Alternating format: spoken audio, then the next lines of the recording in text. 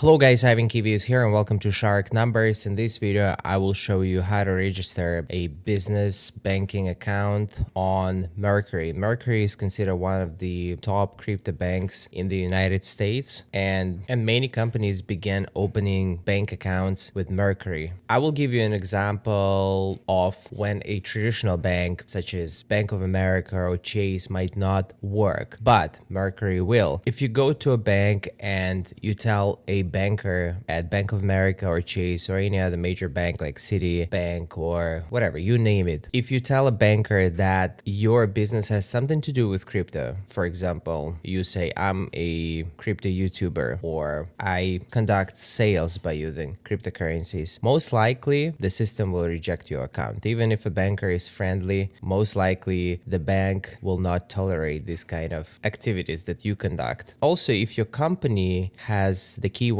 crypto, major banks will automatically reject your application, even if it has nothing to do with cryptocurrencies. For example, it can be Crypto News LLC. If you try to create a bank account at Chase or Bank of America, your application will most likely be rejected by the system. No matter what your situation is, there is one bank that will likely create a bank account for you, even if you conduct operations by using cryptocurrency. It's a crypto-friendly bank called Mercury, and in this video I'll show you how to create a bank account. So if you're ready, I'm ready too. Without further ado, let's get rolling.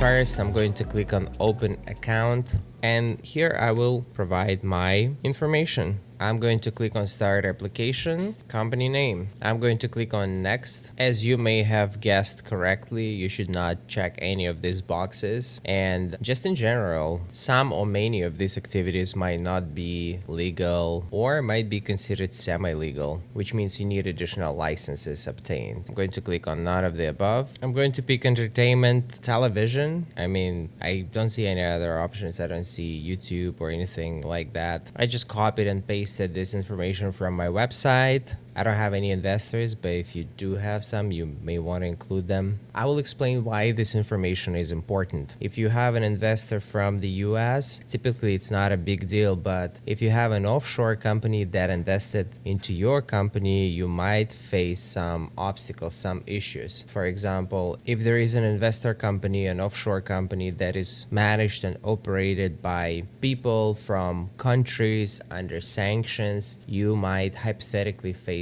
obstacles, and all this information will be verified, all this information will be checked. This section is needed for the bank to make sure you as a company not violate all the rules, and hypothetically you're not under restrictions. There are no restrictions imposed on your company's company address. I do operate from home, so I included my home address. You may include your office address or the address from your certificate of incorporation where the company is registered. For the sake of simplicity, I included my home address in both of these sections. All right, so it looks like I don't need to provide these guys with my EIN number. Surprising, but they say good news, we've automatically verified your EIN, so you don't need to upload your EIN document. Awesome. Will you be sending or receiving money international? Good question. Most likely no, because I receive payments in crypto, but I will be transferring crypto from my business crypto account into my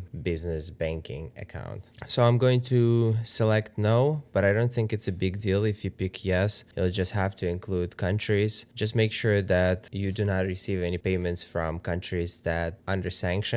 There are a bunch of them: North Korea, Iran. You can pull up the list and check this information out. I'm going to select no and next. Because I am the sole owner of the company, I choose 100% in this section. But if you have co-founders, it doesn't really matter. You will include the percentage and you will be asked additional questions. You will have to provide additional information related to those co-owners of the company. I'm asked to provide professional social media. I'm going to include the link to my YouTube channel. They will find out about this channel anyway, and this is part of the business. So I'm going to copy and paste this right here. Now I clicked on verify identity, and these guys require that I do some kind of verification, that I complete some kind of verification process. Let's see. I received the link on my phone. I'm going to click on the link. So here it says, let's get you verified. So I received this link on my phone. Once I clicked on the link, I'm sharing my phone screen with you right now. I'm going to click on start verification, terms and consent. I agree with all the terms. I need to upload my driver's license, copy of my driver's license or passport. I will select driver's license. I give permission to access the camera. I'm gonna grab my ID. I submitted the front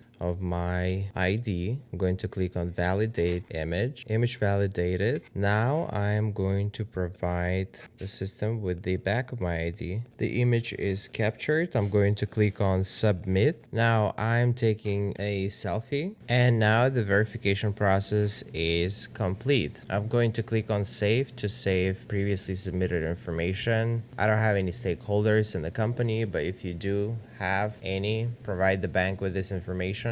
I am going to click on this checkbox and next. Please share any other professional online profiles links. I'm going to include the link to my Twitter account, X. I will also include the link to my professional Instagram channel. I'll probably copy and paste the link to my website just in case, although I believe it's been included. Okay, so now I need to name the document that I submitted. I have submitted the articles of organization. It could be articles of incorporation. It could be an alternative document. I'm going to click on next. Will you be sending or receiving money internationally? I will not. As I mentioned, I receive payments in crypto, then I convert crypto into cash. So this account will be connected to Coinbase business account or Gemini. So these guys do not need any additional information related to my international transactions, international payments. It's not their problem. Coinbase will have to figure out how to verify my